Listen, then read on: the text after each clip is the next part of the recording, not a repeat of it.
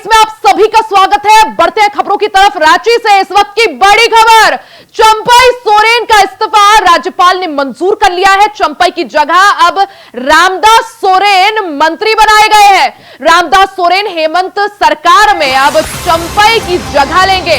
घाटशिला से विधायक है रामदास सोरेन। तो ये बड़ी खबर आपको बता दें, रांची से इस वक्त की बड़ी खबर, जहां चंपई सोरेन ने मंत्री पद से और विधायक पद से इस्तीफा दे दिया था। इस्तीफा राज्यपाल ने मंजूर कर लिया है। वहीं अब चंपई की जगह कोल्हान से ही ताल्लुक रखने वाले रामदास सोरेन को मंत्री बनाया जाएगा। रामदास सोरेन हेमंत सरकार में अब चंपई की जगह लेंगे। घाटशिला से रामदास सोरेन विधायक है। तस्वीर आप देख सकते हैं। चंपई सोरेन ने जिस तरह से मंत्री पद और विधायक पद दोनों ही पदों से इस्तीफा दिया, अब चंपई की जगह घाटशिला से विधायक रामदास सोरेन को दी जाएगी। इसके लिए तैयारियां भी शुरू कर दी गई है। खबर है कि कल चंपई सोरेन की जगह अब रामदास सोरेन मंत्री पद की शपथ लेंगे। तो कोल्हान से ही ताल्लुक रखते हैं रामदास सोरेन। इस दौरान चंपई सोरेन की जगह रामदास सोरेन को मंत्री पद दिया जाएगा। ज्यादा जानकारी के लिए सीधा रुख कर लेते हैं संवाददाता अजय कुमार पांडे का। अजय, जहां एक तरफ चंपई सोरेन ने हमने देखा किस तरह से मंत्री पद और विधायक पद दोनों ही पदों से इस्तीफा दिया, वहीं राज्यपाल ने उनका इस्तीफा मंजूर कर लिया। दूसरी तरफ जेएमएम ने अपनी तैयारियां तेज कर दी है और जो मंत्री पद खाली हुआ है उसे भरने की तैयारी है। रामदास सोरेन को जिम्मेदारी। जी बिल्कुल, देखिए झारखंड में तेजी से राजनीतिक उठा पटक चल रहा है और कल चंपई सोरेन ने अपनी सारे पदों से इस्तीफा दिया है। कल को इस्तीफा है कि दूसरी तरफ झारखंड मुक्ति मोर्चा में जुटा रहे मंत्री राज के रामदास सोरेन को उनकी तब्दीली नहीं क्या कल राजभवन में शपथ भी दिलाई जाएगी और उनको भी करेंगे। लेकिन ये रामदास सोरेन का जो देने का मंत्री सभा ये तमाम है, क्योंकि उनकी चंपई सोरेन झारखंड मुक्ति मोर्चा में अब नहीं रहे और वो अभी बीजेपी में शामिल होंगे, तो उनकी जगह पर उनके स्थान पर नहीं रामदास को बनाया गया है, क्योंकि वो भी कोल्हान से ताल्लुकात रखते हैं और निश्चित रूप से वहाँ के मजबूत नेता में संघर्ष माने जाते हैं। कोल्हान में अगर जेएमएम की बात करें, जेएमएम पार्टी में कोल्हान से अगर कोई नेता चंपई सोरेन के बाद सबसे वरिष्ठ है तो वो रामदास सोरेन है। तो क्या माना जाए, चंपई सोरेन की कमी को यहाँ पर पूरा करने की कोशिश करती हुई जेएमएम? निश्चित तस्वीरिया ये इसी प्रकरण को लेकर के कहा जा सकता है कि जिस प्रकार चंपई सोरेन ने अपनी कोल्हान को लगातार अपनी संभाल रखा था, वैसे भी उनकी जगह पर उनको नियुक्त किया गया मंत्री पद पर और आने वाला विधानसभा चुनाव में उनकी दावेदारी मजबूत दावेदारी को देखने मिलेगी। इसी ख्याल से रामदास सोरेन को मंत्री पद दिया गया है ताकि कोल्हान की जो सीटें हैं वो बरकरार रहे, वहाँ उसकी राजनीति की जितनी भी है वो वहाँ सीटें बरकरार रहे और मजबूती से झारखंड मुक्ति मोर्चा वहाँ से रहे। लेकिन अब देखना पड़ेगा कि आने वाला विधानसभा में रामदास या चंपई कितनी राजनीति और कितनी वो अपनी दामन बचा सके, देखने वाली बात है। ये भैया बिल्कुल अजय, अब की बार यही माना जा रहा था कि चंपई सोरेन के बीजेपी के साथ शामिल होने में जो कोल्हान की जनता है वो भी बीजेपी की तरफ जा सकती है, लेकिन अब जिस तरह से कोल्हान के ही एक और बड़े चेहरा और आदिवासियों में काफी पकड़ भी मानी जाती है रामदास सोरेन की, क्या माना जाए अब जब उन्हें मंत्री पद यहां पर दिया गया है तो जेएमएम की कोशिश क्या कि जनता को अपने पाले में फिर से किया जा सके, जनता को साधने की कोशिश? बिल्कुल भैया, इसी बात को लेकर के उनका मंत्री पद को चुना इसी सोच करके लेकर के है कि जो भरपाई जो खाली चीजें हैं जो है कोल्हान में वो भरपूर हो, वो बरकरार रखे। इस प्रकार से चंपई सोरेन ने जो चुनाव की लड़ाई के पहले उन्होंने झारखंड मुक्ति मोर्चा तोड़ दिया। वैसे में अब झारखंड मुक्ति मोर्चा की निश्चित रूप से कोल्हान की चुनौती तो है, लेकिन अब रामदास सोरेन को कोल्हान से ही मंत्री बनाना, इसका सीधा संदेश यही है कि जिस प्रकार से चंपई सोरेन की जो जगह है, यानी भारतीय जनता पार्टी और चंपई सोरेन के लिए एक और चुनौती यहां पर खड़ी करती हुई जेएमएम नजर आ रही है। चंपई सोरेन की जगह अब जो मंत्री पद है वो यहां पर रामदास सोरेन को दिया जाएगा। हालांकि किस तरह से समीकरण बदलते हैं झारखंड में उस पर निगाहें रहेंगी। अजय, बहुत बहुत शुक्रिया जानकारी के लिए।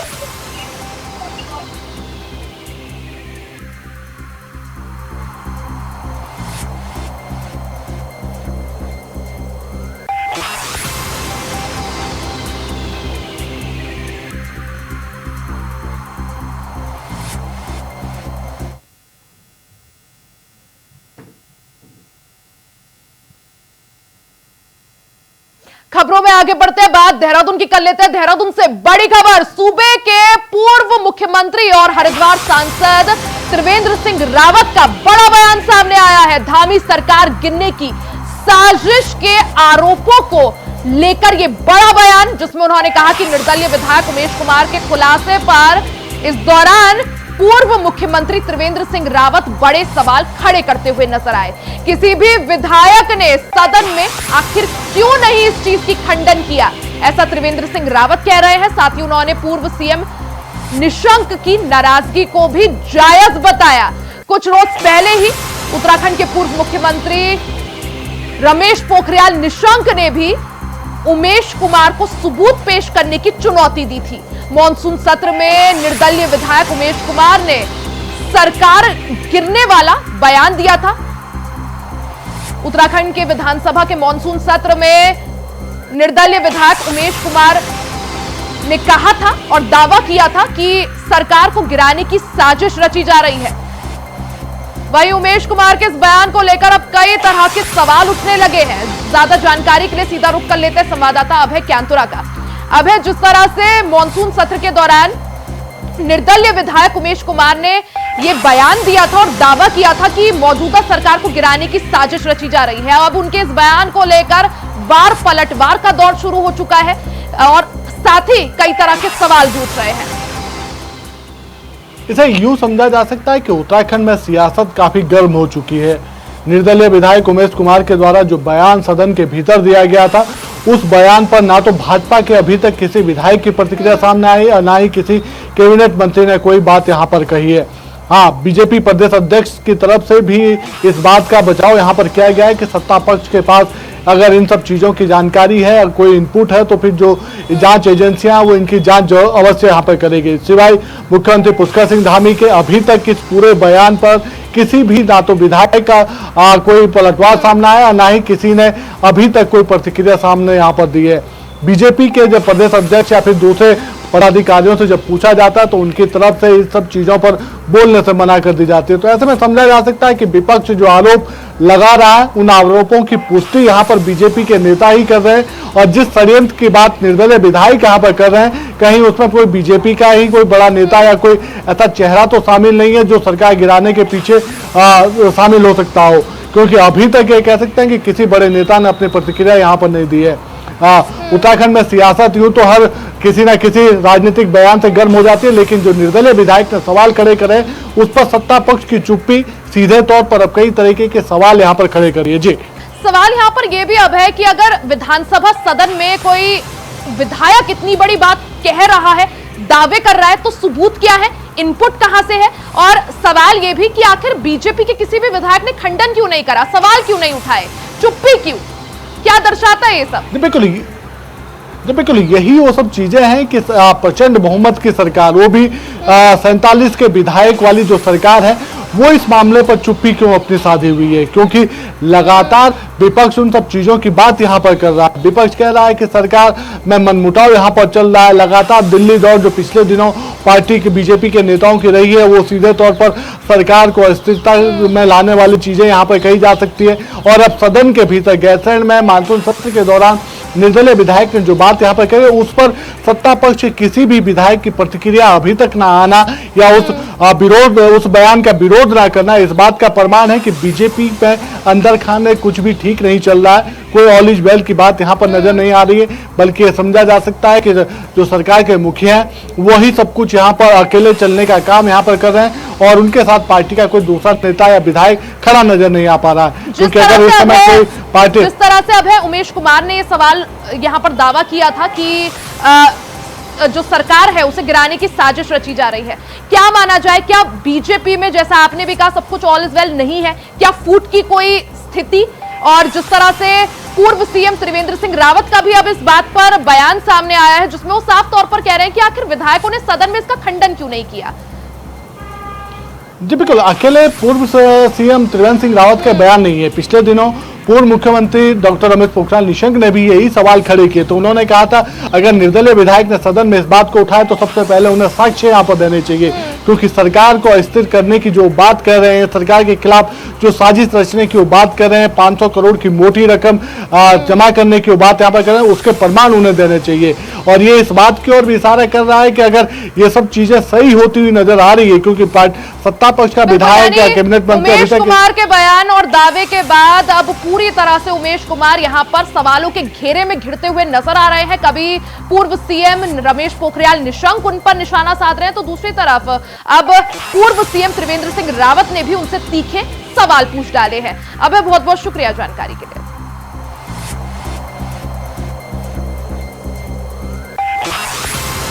मतभेद हो सकते हैं सर, माननीय जनप्रतिनिधि हैं जो विधायक लोग हैं, और मैं समझता हूं कि उत्तराखंड के आम लोगों के बारे में एक धारणा है देश में कि उत्तराखंड के लोग ईमानदार होते हैं, उत्तराखंड के लोग अपनी मान मर्यादाओं में रहने वाले लोग होते हैं, परिश्रमी हैं।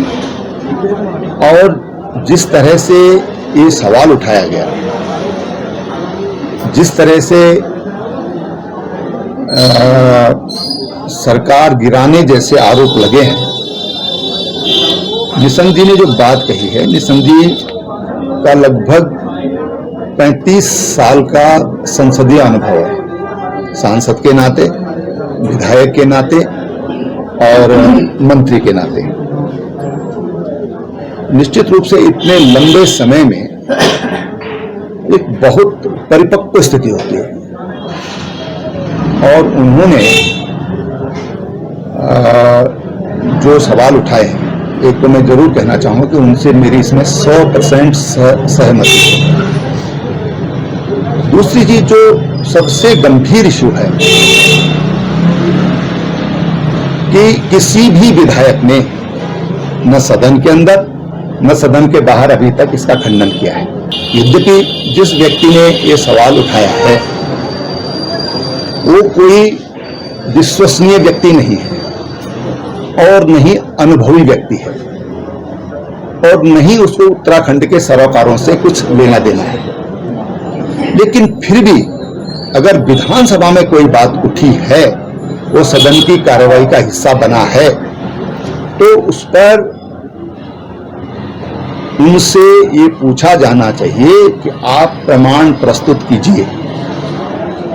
आप उत्तराखंड को, जो बहुत शांति प्रिय है, जहां आपस में बड़ा विश्वास है, इस विश्वास को खंडित करने का काम कर रहे हैं। दूसरी बात यह है कि हमारी इंटेलिजेंस क्या कर रही है। क्या इंटेलिजेंस ने सरकार को इसके बारे में बताया नहीं?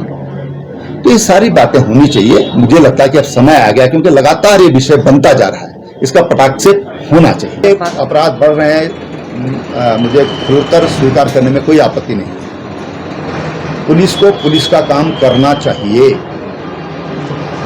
मैं कहता हूं पुलिस सरकार की भी होती है और नहीं भी होती है। पुलिस को निरपेक्ष भाव से काम करना चाहिए, अपराधियों पर सख्त कार्रवाई चाहिए, जिसके लिए बनाई गई।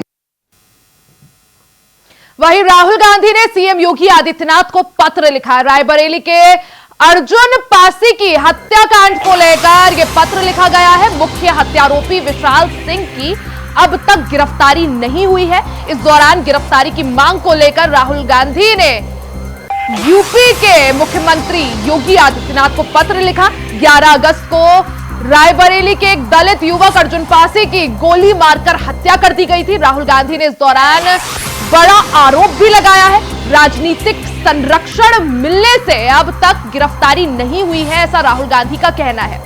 तो ये बड़ी खबर आपको बता दें, जहां नेता प्रतिपक्ष और रायबरेली से सांसद राहुल गांधी ने मुख्यमंत्री योगी आदित्यनाथ को पत्र लिखा है। पत्र में रायबरेली में जिस तरह से एक दलित युवक अर्जुन पासी की हत्या हो गई थी, उस संबंध में यह पत्र राहुल गांधी ने मुख्यमंत्री योगी आदित्यनाथ को लिखा है। मुख्य हत्यारोपी की अभी तक इस मामले में गिरफ्तारी नहीं हुई है, जिस संबंध में राहुल गांधी ने मुख्यमंत्री योगी आदित्यनाथ को पत्र लिखा है। आपको बता दें कि रायबरेली में 11 अगस्त को एक दलित युवक अर्जुन पासी की गोली मारकर हत्या कर दी गई थी। इस मामले के बाद रायबरेली में पुलिस की कार्यशैली को लेकर कई तरह के सवाल उठ रहे थे। राहुल गांधी ने बीते दिनों पीड़ित परिजनों से भी मुलाकात की थी। मुलाकात करके उनके साथ दुख भी बांटा था और उनको आश्वासन दिया था कि जल्द से जल्द जो मुख्य आरोपी है विशाल सिंह, उसकी गिरफ्तारी हो जाएगी। वहीं इस संबंध में अब चिंता जताते हुए राहुल गांधी ने उत्तर प्रदेश के मुख्यमंत्री योगी आदित्यनाथ को पत्र लिखा है और मुख्य आरोपी की गिरफ्तारी को लेकर सवाल पूछे हैं। इस दौरान राहुल गांधी ने यह भी कहा है कि राजनीतिक संरक्षण मिलने की वजह से अब तक गिरफ्तारी नहीं हो पाई है मुख्य आरोपी की, यानी गिरफ्तारी में देरी का कारण राहुल गांधी मुख्य आरोपी को राजनीतिक संरक्षण मिलना बता रहे हैं।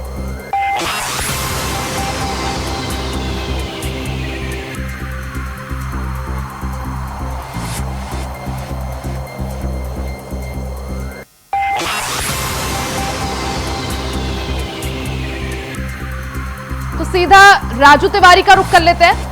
राजू, जिस तरह से अर्जुन पासी को लेकर अभी भी रायबरेली में मामला गरमाया हुआ है क्योंकि मुख्य आरोपी की जो है गिरफ्तारी नहीं हो पाई है, अब ऐसे में राहुल गांधी ने मुख्यमंत्री योगी आदित्यनाथ को पत्र लिखकर एक बार फिर से मुख्य आरोपी की गिरफ्तारी की मांग की है। क्या कुछ जानकारी? मैं बता दूं, पूरा मामला रायबरेली जिले के नसीराबाद थाना क्षेत्र के धरई पिछोरिया गांव के समीप का बताया जा रहा है, जहां 11 अगस्त की देर शाम को दलित युवक अर्जुन पासी की कुछ लोगों के द्वारा गोली मारकर हत्या कर दी गई थी। परिजनों के द्वारा पूरे मामले को लेकर स्थानीय थाने में शिकायती प्रार्थना पत्र दिया गया, जिसमें 7 लोगों को नामजद किया गया था और कुछ लोगों को अज्ञात किया गया था, जिसमें 6 लोगों की गिरफ्तारी रायबरेली पुलिस के द्वारा करके जेल भेज दिया गया। लेकिन वहीं अगर मुख्य आरोपी विशाल सिंह की बात करें, जो नसीराबाद विकासखंड से पूर्व में ब्लॉक प्रमुख रहे और वर्तमान में ब्लॉक प्रमुख प्रतिनिधि रहे हैं, तो उनकी गिरफ्तारी न होने के बाद जब मामले को गरमाता हुआ देखा तो स्थानीय संगठन के द्वारा आवाज बुलंद की गई और डीएम कार्यालय का घेराव किया गया भीम आर्मी के द्वारा और जो मुख्य आरोपी विशाल सिंह है उसकी गिरफ्तारी की मांग की गई। लेकिन अभी तक उसकी गिरफ्तारी नहीं हुई। हालांकि इस दौरान देखा गया कि नेता विपक्ष और अमेठी के सांसद राहुल गांधी भी दलित युवक के घर पहुंचे, परिजनों से उन्होंने वार्ता की और गिरफ्तारी किए जाने की बात कही और सांत्वना दिलाया कि जो पीड़ित परिवार है उसको न्याय पहले राहुल गांधी ने पीड़ित परिवार से भी मुलाकात की थी, पूरा आश्वासन दिया था हर संभव मदद का। लेकिन यही सवाल कि जिस तरह से राहुल गांधी अब भी यही सवाल उठा रहे हैं कि आखिर क्यों मुख्य आरोपी की गिरफ्तारी नहीं हो पाई है। 2 हफ्ते बीत चुके हैं, अभी तक आखिर किस बात की देरी? तो बता दें कि राहुल गांधी जब पीड़ित परिवार के घर आए थे तब भी उन्होंने रायबरेली पुलिस अधीक्षक के कार्य को लेकर सवाल खड़े किए थे और उनके द्वारा कहा गया था कि रायबरेली पुलिस अधीक्षक उसको संरक्षण दे रहे हैं, वो चाहे राजनीतिक कारण हो या जो भी दबाव हो। लेकिन अभी तक यानी 2 हफ्ते उनके आने के बाद भी बीत गए हैं, लेकिन कोई कार्रवाई आगे नहीं बढ़ी, जिसके बाद राहुल गांधी के द्वारा मुख्यमंत्री योगी आदित्यनाथ को पत्र लिखा गया और उसमें साफ तौर पर उनके द्वारा जिक्र किया गया है कि ऐसे आरोपियों को जेल भेजा जाना चाहिए और इसमें जो भी विधिक कार्रवाई आगे होती है उससे उनको अवगत कराया जाए। तो साफ तौर पे कहा जा सकता है कि रायबरेली की राजनीति में एक बार फिर से भूचाल का आ गया, क्योंकि बड़े नेता के द्वारा जब ऐसे पत्र लिखे जाते हैं फिर से रायबरेली में सियासत फिर से गर्मा गई है जब राहुल गांधी ने मुख्यमंत्री योगी आदित्यनाथ को पत्र लिख डाला है और मुख्य आरोपी, क्योंकि अर्जुन पासी का जिस तरह से हत्याकांड का मामला सामने आया था, मुख्य आरोपी की गिरफ्तारी की यहां पर मांग करते हुए राहुल गांधी नजर आ रहे हैं। राजू, बहुत बहुत शुक्रिया जानकारी के लिए। इसी के साथ इस बुलेटिन में फिलहाल के लिए सिर्फ इतना ही। खबरों का सिलसिला जारी रहेगा, बने रहे हमारे साथ।